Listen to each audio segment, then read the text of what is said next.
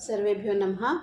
सत्यार्थ प्रकाश के त्रयोदश समोल्लास की छठी कक्षा। कल हमने देखा था कि महर्षि ने भिन्न भिन्न जो बाइबल लिखे हुए हैं जिनको ये इंजील बोलते हैं उसकी व्याख्या कई प्रकार से करी थी। तो आज जो प्रारंभ हो रहा है ये मार्क रचित इंजील है। जैसे पीछे हमने देखा तो मत्ती रचित थी, मत्ती रचित जो इंजील थी उसकी बात करी थी। आज जो कर रहे हैं वो मार्क रचित है। तो इस तरह से भिन्न भिन्न उनके राइटर्स की द्वारा लिखी हुई ये पुस्तक है जिसकी महर्षि व्याख्या कर रहे हैं। मत्ती रचित इंजील हमने देख लिया, आज हम मार्क रचित इंजील को देख रहे हैं।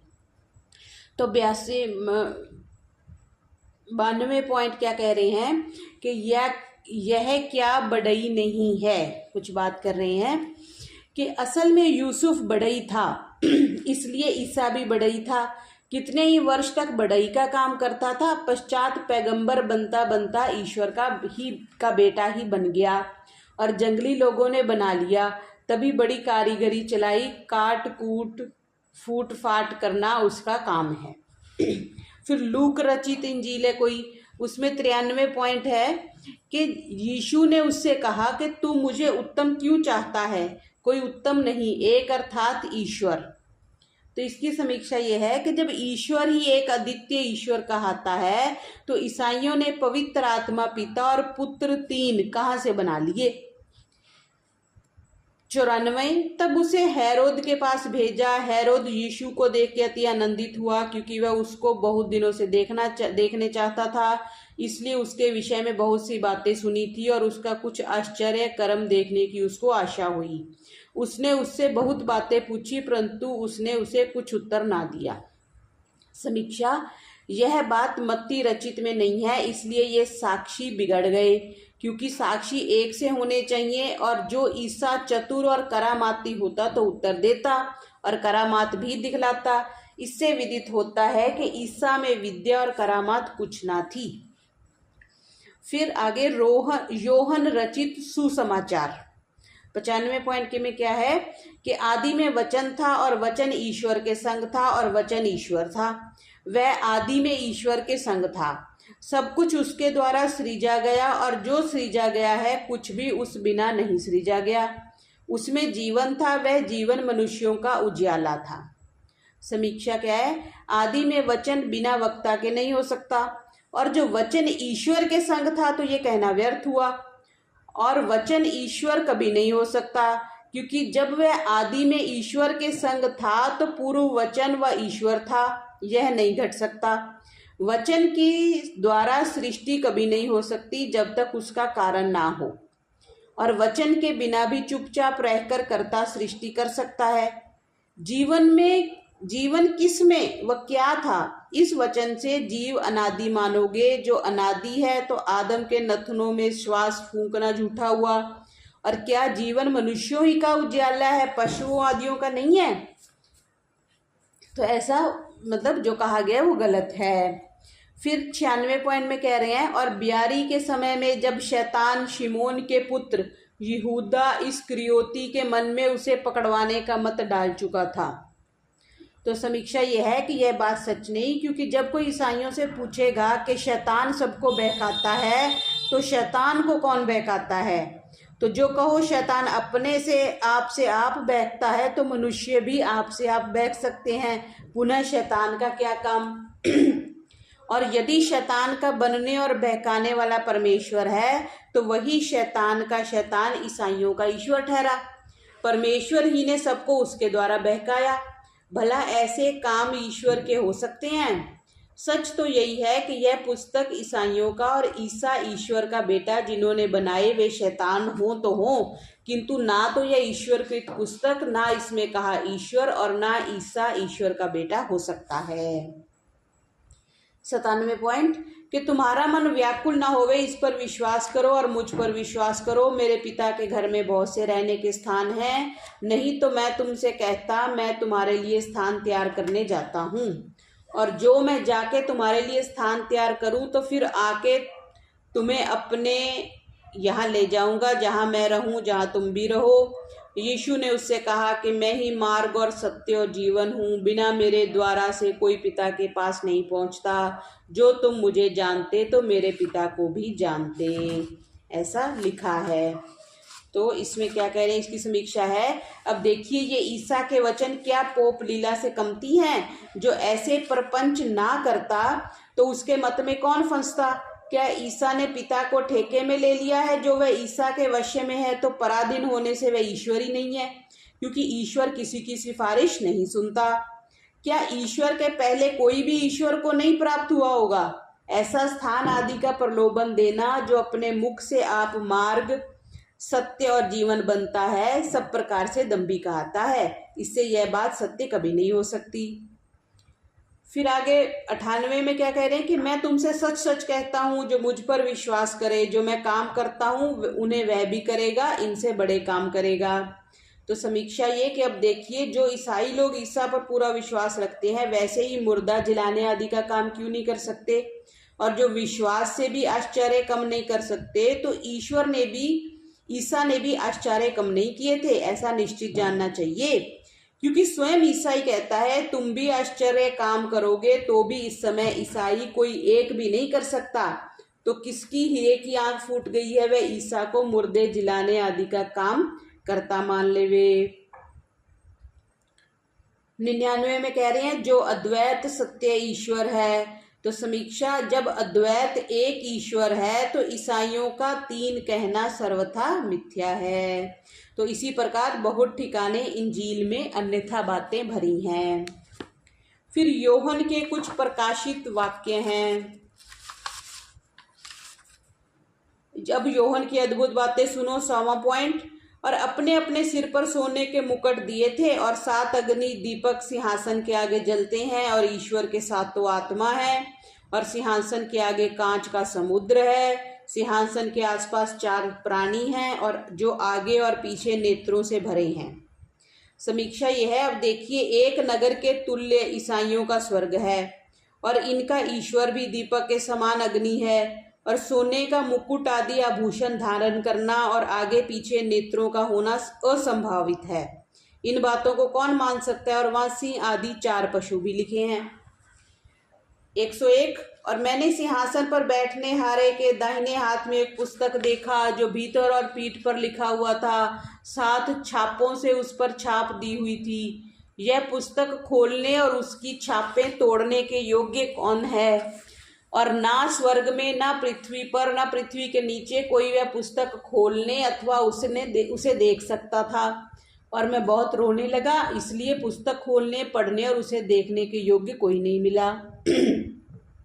समीक्षा, अब देखिए ईसाइयों के स्वर्ग में सिंहासनों और मनुष्यों का ठाठ, और पुस्तक कई छापों में बंद किया हुआ, जिसको खोलने आदि कर्म करने वाला स्वर्ग और पृथ्वी पर कोई नहीं मिला।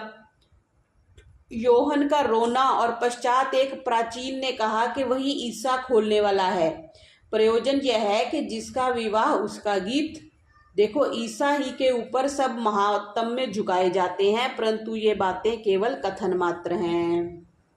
102, और मैंने दृष्टि की और देखो, सिंहासन के और चारों प्राणियों के बीच में और प्राचीनों के बीच में एक मेमना जैसा बध किया हुआ खड़ा है, जिसके 7 सींग और 7 नेत्र हैं, जो सारी पृथ्वी में भेजे हुए ईश्वर के सातों आत्मा हैं। समीक्षा क्या है कि अब देखिए इस योहन के स्वप्न का मनोव्यापार, उस स्वर्ग के बीच में सब ईसाई और 4 पशु तथा ईसा भी हैं और कोई नहीं। यह बड़ी अद्भुत बात हुई कि यहाँ तो ईसा के 2 नेत्र और सींग का नाम भी न था। स्वर्ग में जाके 7 सींग और 7 नेत्र वाला हुआ, और वे सातों ईश्वर के आत्मा ईसा के सींग और नेत्र बन गए। हाय, ऐसी बातों का ईसाइयों ने क्यों मान लिया? भला कुछ तो बुद्धि से काम लेते। 103, और जब उसने पुस्तक लिया तब चारों प्राणी और 24 प्राचीन मेमने के आगे गिर पड़े। हर एक के पास बीन थी और धूप से भरे हुए सोने के प्याले, जो पवित्र लोगों की प्रार्थनाएं थी। समीक्षा, भला जब ईसा स्वर्ग में ना होगा तब वे बेचारे धूप दीप नैवेद्य आरती आदि पूजा किसकी करते होंगे? और यहाँ प्रोटेस्टेंट ईसाई लोग बुत प्रस्ती का खंडन करते हैं, और इनका स्वर्ग बुत प्रस्ती का घर बन रहा है। 104। और जब मेमने ने छापों में से एक को खोला, तब मैंने दृष्टि की चारों ओर प्राणियों में से एक को जैसे मेघ गर्जने के शब्द को यह कहते हुए सुना कि आ और देख। और मैंने दृष्टि की और देखो, एक श्वेत घोड़ा है, जो उस पर बैठा है, उस पास धनुष है और उसे मुकुट दिया गया, और वह जय करता हुआ जय करने को आगे निकल गया। ऐसी कुछ कुछ बातें हैं कि उसका नाम मृत्यु है। तो अब देखिए, यह पुराणों से भी अधिक मिथ्या लीला है या नहीं? भला पुस्तक के बंधनों के छापे के भीतर घोड़ा सवार क्यों कर रह सके होंगे? और वह स्वप्ने का बड़बड़ाना, जिन्होंने इसको भी सत्य माना है, उनमें अविद्या जितनी कहें उतनी थोड़ी है। 105 में फिर कुछ कह रहे हैं कि जो नाईबद्ध किए जाने पर है, पूरे ना हो तब लो और थोड़ी देर विश्राम करो, ये कोई बात रखी? तो इसकी समीक्षा है, जो कोई ईसाई होंगे वे दौड़े स्फुर्द होकर ऐसा न्याय कराने के लिए रोया करेंगे। जो वेद मार्ग को स्वीकार करेगा उसके न्याय होने में कुछ भी देर ना होगी। ईसाइयों से पूछना चाहिए, क्या ईश्वर की कचहरी आजकल बंद है और न्याय का काम नहीं होता? न्यायाधीश निकम्मे बैठे हैं, और जो कुछ भी ठीक ठीक उत्तर ना दे सकेंगे, ईश्वर को भी बहकाकर इनका ईश्वर बहक भी जाता है, क्योंकि इनके कहने से झट इनके शत्रु से पलटा लेने लगता है। और दंशिले स्वभाव वाले हैं कि मरे पीछे स्ववैर लिया करते हैं, शांति कुछ नहीं, और जहां शांति नहीं वहां दुख का क्या पारावार होगा। फिर 106 में कुछ कह रहे हैं कि जैसे बड़ी ब्यार से हिलाए जाने पर गूलर के वृक्ष से उसके कच्चे गूलर झड़ते हैं, तैसे आकाश के तारे पृथ्वी पर गिर पड़े। अब देखिए, योहन भविष्य वक्ता ने जब विद्या नहीं है तभी तो ऐसी अंडबंड कथा गाई। भला तारे सब भूगोल है, एक पृथ्वी पर कैसे गिर सकते हैं? और सूर्य आदि का आकर्षण इनको इधर उधर क्यों आने जाने देगा? और क्या आकाश को चटाई के समान समझता है? यह आकाश साकार पदार्थ नहीं है कि जिसको कोई लपेटे व इकट्ठा कर सके। इसलिए योहन आदि सब जंगली मनुष्य थे, उनको इन बातों की क्या खबर। 107, मैंने उनकी संख्या सुनी और इज़राइल के संतानों के समस्त कुल में से 1,44,000 पर छाप दी गई। तो कह रहे हैं, क्या जो बाइबल में ईश्वर लिखा है वह इज़राइल आदि कुलों का स्वामी है या सब संसार का? ऐसा ना होता तो उन्हीं जंगलियों का साथ क्यों देता और उन्हीं की सहाय करता था? दूसरे का नाम निशान भी नहीं लेता, इससे वह ईश्वर नहीं। और इज़राइल कुल आदि के मनुष्यों पर छाप लगाना अल्पज्यता अथवा योहन की मिथ्या कल्पना है। आगे 108वां पॉइंट, इस कारण वे ईश्वर के सिंहासन के आगे हैं और उसके मंदिर में रात और दिन सेवा करते हैं। तो समीक्षा के क्या यह महाबुद्ध परस्ती नहीं है, अथवा इनका ईश्वर देहधारी मनुष्य तुल्य एक देशी नहीं है? और ईसाइयों का ईश्वर रात में सोता भी नहीं है। यदि सोता है तो रात में पूजा क्यों करते होंगे, तथा उसकी नींद भी उड़ जाती होगी। और जो रात दिन जागता होगा तो विक्षिप्त या अतिरोगी होगा। फिर आगे 109 पॉइंट, और दूसरा दूत आके वेदी के निकट खड़ा हुआ, जिस पास सोने की धूपदानी थी, उसको बहुत धूप दिया, तो धूपदानी लेके उसमें वेदी की आग भर के उसे पृथ्वी पर डाला। शब्द और गर्जन और बिजलियां और भूइंडोल हुई। इसकी समीक्षा के अब देखिए, स्वर्ग तक वेदी, धूप, दीप, नैवेद्य, तुरही के शब्द होते हैं। क्या वैरागियों के मंदिर से ईसाइयों का स्वर्ग कम है? कुछ धूमधाम अधिक ही है। 110वां, पहले दूत ने तुरही फूंकी और लोहू से मिले हुए ओले और आग हुए और पृथ्वी पर डाले गए और पृथ्वी 1/3 जल गई। तो इसकी समीक्षा के बाहर ईसाइयों के भविष्यद्वक्ता, ईश्वर के दूत, तुरही का शब्द और प्रलय की लीला केवल लड़कों ही का खेल दिखता है। फिर आगे इन्होंने कहा कि मनुष्यों को जिनके माथे पर ईश्वर की छाप नहीं है, 5 मास उन्हें पीड़ा दी जाए। तो क्या तुरही का शब्द सुनकर तारे उन्हीं दूतों पर उसी स्वर्ग में गिरे होंगे? यहाँ तो नहीं गिरे। भला यह कूप या टिड्डियां भी प्रलय के लिए ईश्वर ने पाली होंगी। और छाप को देख बाँच भी लेती होंगी कि छाप वालों को मत काटो। यह केवल भोले मनुष्यों को डरा के ईसाई बना लेने का धोखा देना है कि जो तुम ईसाई ना होगे तो तुमको टिड्डियां काटेंगी। परंतु ऐसी बातें विद्याहीन देश में चल सकती हैं, आर्यव्रत में नहीं। क्या वह प्रलय की बात हो सकती है? 112वें में क्या कह रहे हैं? घुड़चढ़ों की सेनाओं की संख्या 20 करोड़ थी। तो समीक्षा है कि भला इतने घोड़े स्वर्ग में कहाँ ठहरते, कहाँ चरते, कहाँ रहते, कितनी लीद करते, उसका दुर्गंध भी स्वर्ग में हुआ होगा। बस ऐसे स्वर्ग, ऐसे ईश्वर और ऐसी मत के लिए हम सब आर्यों ने तिलांजलि दे दी है। ऐसा बखेड़ा ईसाइयों के सिर पर से भी सर्वशक्तिमान की कृपा से दूर हो जाए तो बहुत अच्छा है। 113 और मैंने दूसरे पराक्रमी दूत को स्वर्ग से उतरते देखा, जो मेघ को ओढ़े था और उसके सिर पर मेघ धनुष था और उसका मुंह सूर्य की नाई और उसके पांव आग के खंभों के ऐसे थे, और उसने अपना दाहिना पांव समुद्र पर और बायां पृथ्वी पर रखा। इसकी समीक्षा है कि अब देखिए इन दूतों की कथा जो पुराणों व भाटों की कथा से भी बढ़कर है। 114 और लग्गी के समान एक नरकट मुझे दिया गया और कहा कि उठ, ईश्वर के मंदिर को और वेदी को और उसमें के भजन करने हारों को नाप। तो इसकी समीक्षा है, यहाँ तो क्या, परंतु ईसाइयों के तो स्वर्ग में भी मंदिर बनाए नापे जाते हैं। अच्छा है, उनका जैसा स्वर्ग है वैसी ही बातें हैं। इसलिए यहाँ प्रभु भोजन में ईसा के शरीर, अवयव, मांस, लोहू की भावना करके खाते पीते हैं, और गिरजा में भी क्रूस आदि का आकार बनाना आदि भी बुत प्रस्ती है। 115 स्वर्ग में ईश्वर का मंदिर खोला गया और उसके नियम का संदूक उसके मंदिर में दिखाई दिया। तो इसकी समीक्षा है कि स्वर्ग में जो मंदिर है सो हर समय बंद रहता होगा, कभी कभी खोला जाता होगा। क्या परमेश्वर का भी कोई मंदिर हो सकता है? जो वेदोक्त परमात्मा सर्वव्यापक है उसका कोई भी मंदिर नहीं हो सकता। हाँ, ईसाइयों का जो परमेश्वर आकार वाला है उसका चाहे स्वर्ग में हो चाहे भूमि में हो, और जैसा लीला टन टन पू पू की यहाँ होती है वैसे ईसाइयों के स्वर्ग में भी। और नियम का संदूक भी कभी कभी ईसाई लोग देखते होंगे, उससे ना जाने क्या प्रयोजन सिद्ध करते होंगे। सच तो यह है कि ये सब बातें मनुष्यों को भुलाने की है।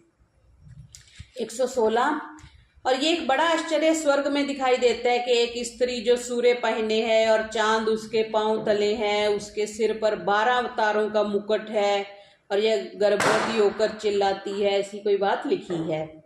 इसकी समीक्षा है, अब देखिए लंबे चौड़े गपोड़े, इनके स्वर्ग में भी बेचारी स्त्री चिल्लाती है, उसका दुख कोई नहीं सुनता ना मिटा सकता। और अजगर की पूंछ कितनी बड़ी थी जिसने 1/3 तारों को पृथ्वी पर डाला। भला पृथ्वी तो छोटी और तारे भी बड़े बड़े लोक हैं, इस पृथ्वी पर एक भी नहीं समा सकता।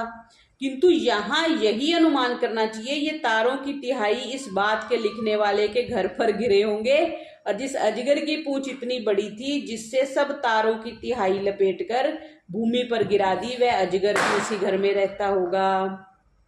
117 में कहा कि स्वर्ग में युद्ध हुआ, मिखाइल और उसके दूत अजगर से लड़े, अजगर और उसके दूत लड़े। तो समीक्षा के जो कोई ईसाइयों के स्वर्ग में जाता होगा वहां भी लड़ाई में दुख पाता होगा। ऐसे स्वर्ग की यहीं से आशा छोड़ हाथ जोड़ बैठे रहो। जहां शांति भंग और उपद्रव मचा रहे वह ईसाइयों के योग्य है।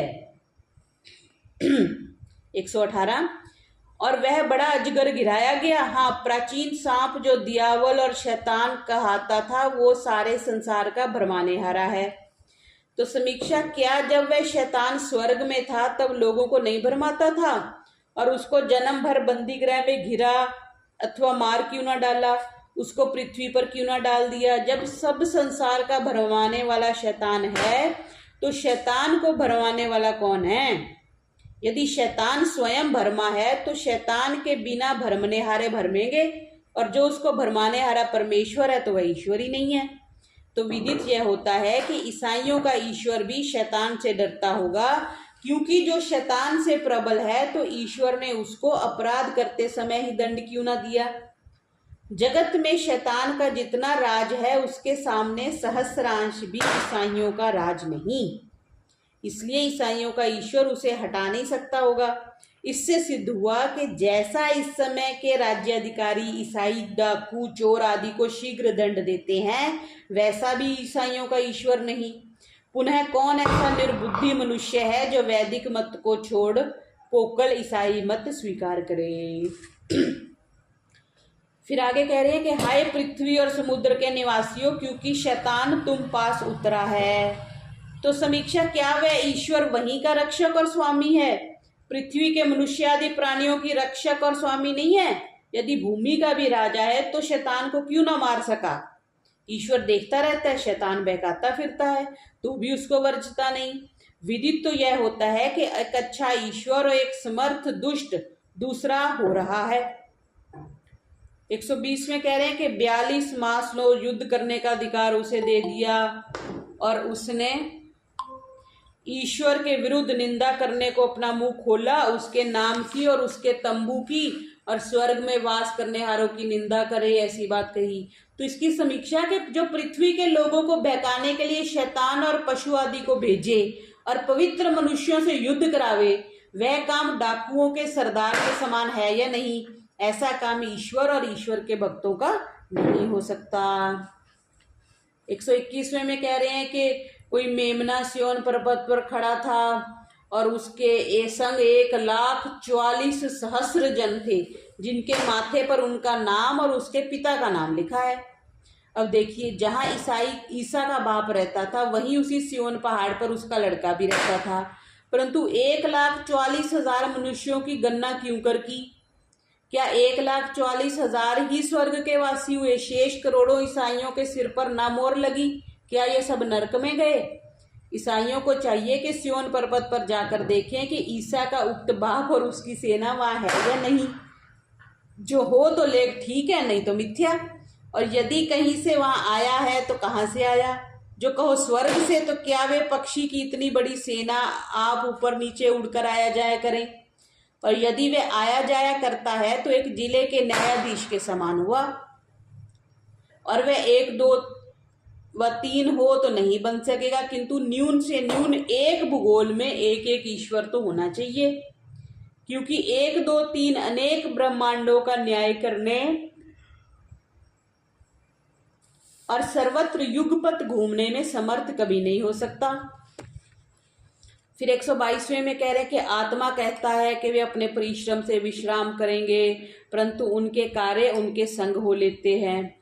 तो समीक्षा देखिए, ईसाइयों का ईश्वर तो कहता है कि उनके कर्म उनके संग रहेंगे, अर्थात कर्मानुसार फल सबको दिए जाएंगे, और ये लोग कहते हैं कि ईसा पापों को ले लेगा और क्षमा भी किए जाएंगे। यहाँ बुद्धिमान विचारे कि ईश्वर का वचन सच्चा व ईसाइयों का, एक बात में दोनों तो सच्चे हो नहीं सकते, इनमें से एक झूठा अवश्य है। तो हमको क्या, चाहे ईसाइयों का ईश्वर झूठा हो चाहे ईसाई लोग।